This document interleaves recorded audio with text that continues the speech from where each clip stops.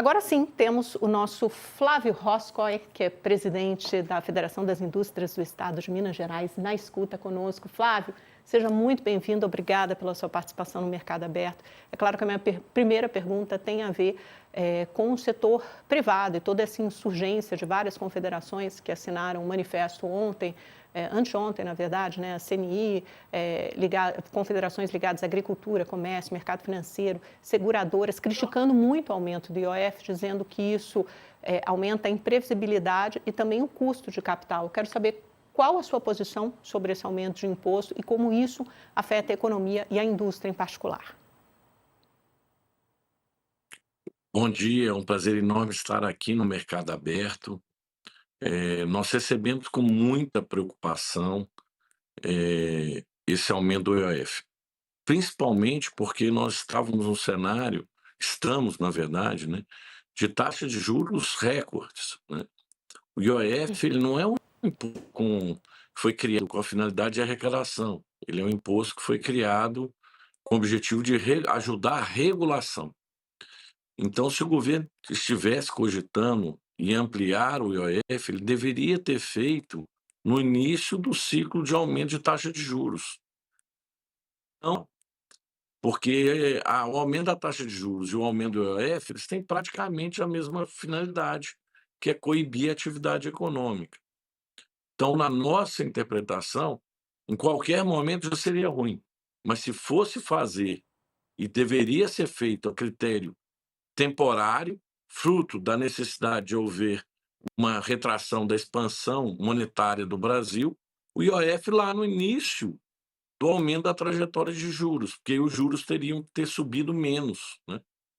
Agora, colocar o IOF como uma solução emergencial para cobrir um rombo de caixa orçamentário, num cenário de já muito, muito elevadas, é um suicídio econômico.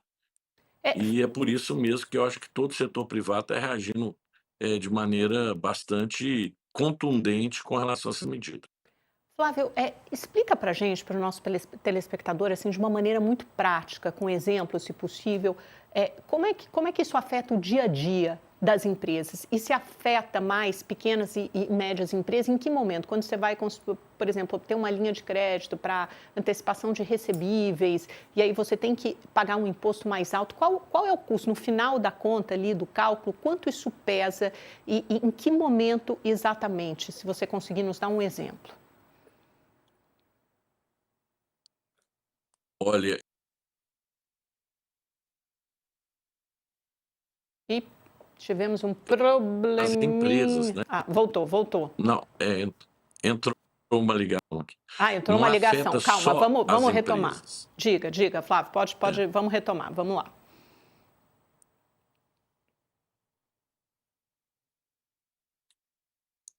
Alô?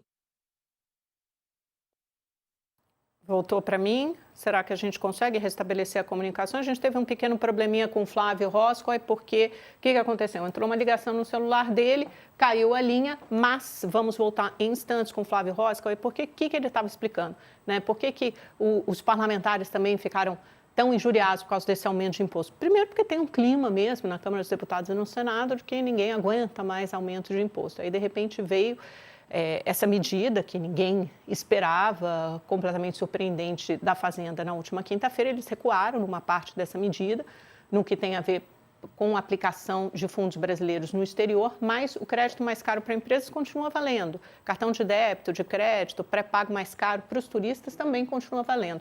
O Flávio está aqui conosco de novo, como vocês podem ver, ele vai dar um exemplo de como isso afeta a vida, o dia a dia das empresas. Olha, tudo aquilo que o consumidor compra tem juros, porque as cadeias produtivas, elas se dão ao longo do tempo.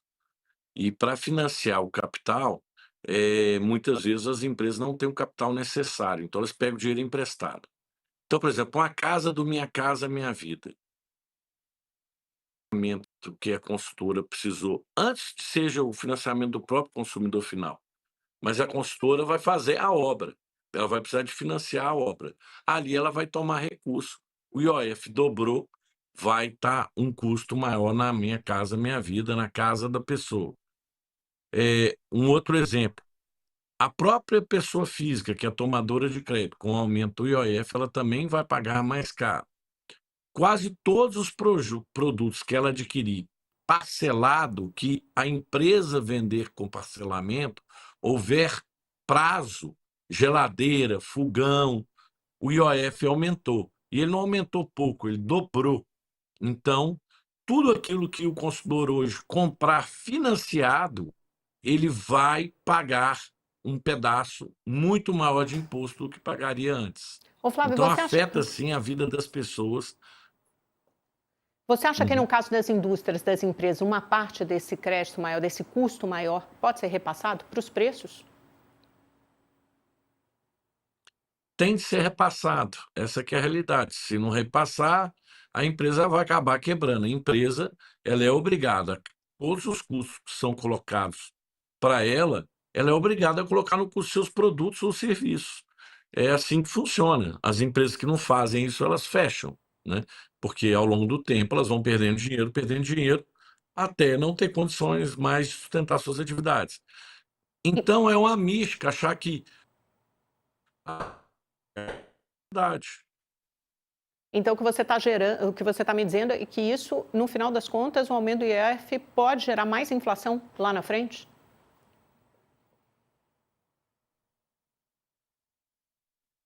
Opa, Mais incoerente que possa parecer é exatamente isso.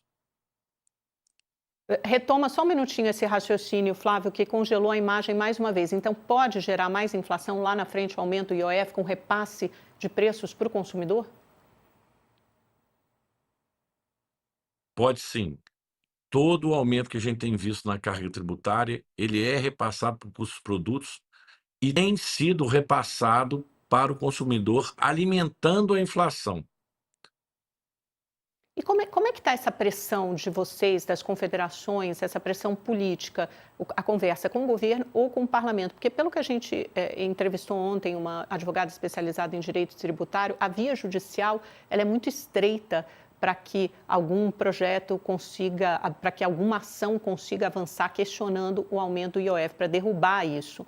Então, a melhor via seria a via legislativa. Como é que estão essas conversas? E o senhor acredita que um desses projetos de decreto legislativo para suspender o aumento do IOF consiga ser pautado?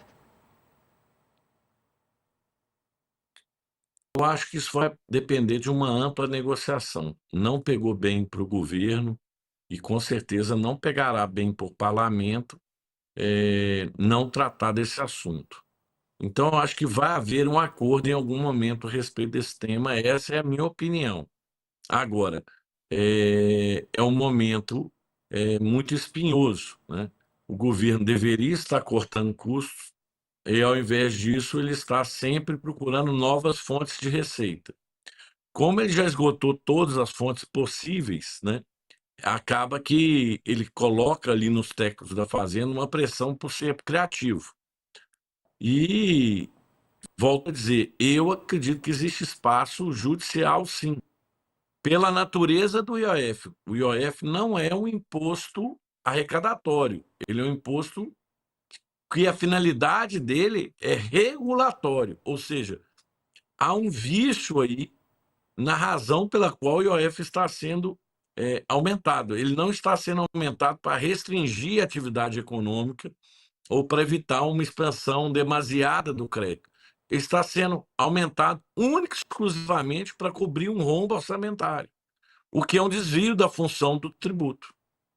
Flávio, vocês têm eu queria saber um pouquinho sobre a perspectiva de vocês para a indústria neste ano, se o aumento do IOF mudou as projeções, os cálculos que vocês fazem. Porque no ano passado a produção industrial cresceu muito, 3,1%, na comparação com 2023, o ano anterior, mas deu uma patinada no final do ano passado, no início desse ano, recuperou um pouquinho em abril, né, com crescimento forte, o março-abril com 1,2%. Como é que a indústria deve performar em 2025?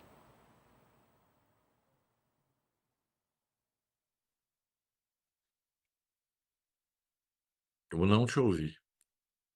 Eu acho que ele não me ouve. Eu estava perguntando das suas perspectivas, me Agora ouve agora, voltou. Flávio, das suas perspectivas para a indústria para esse ano de 2025, né? Teve um desempenho muito bom em 24, para 2025 nesse ambiente de juros mais altos, o que vocês esperam do comportamento da indústria e se o aumento do IOF faz com que vocês revejam essa projeção? Há várias pressões, não somente o IOF, né, que vão afetar o desempenho da indústria este ano. Então, na nossa perspectiva, nós vamos ter um desempenho inferior ao do ano passado.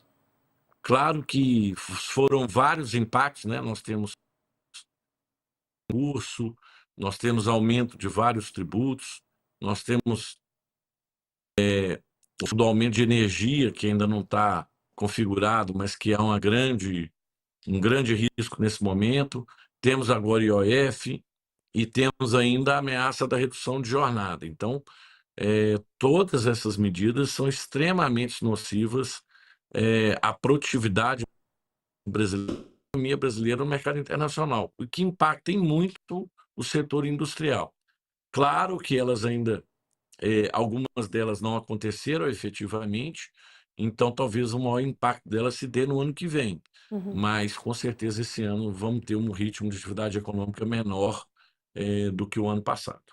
Flávio, última pergunta, um minutinho só para você falar. Eu sei que é complexo o assunto, mas desafios e oportunidades com essa taxação do tarifaço dos Estados Unidos e também as medidas antidumping que a FIENG e outras confederações propõem para que o mercado brasileiro não seja inundado com alguns produtos industriais baratos da China, por exemplo, como o aço.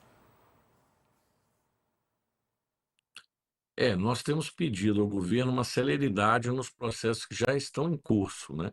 Lembrando que o antidumping é julgar pelas regras, né? É dentro das 4 linhas. Nós não estamos pedindo nenhuma política de exceção nesse momento, mas a aplicação de maneira imediata de todos os processos para proteger um pouco alguns segmentos.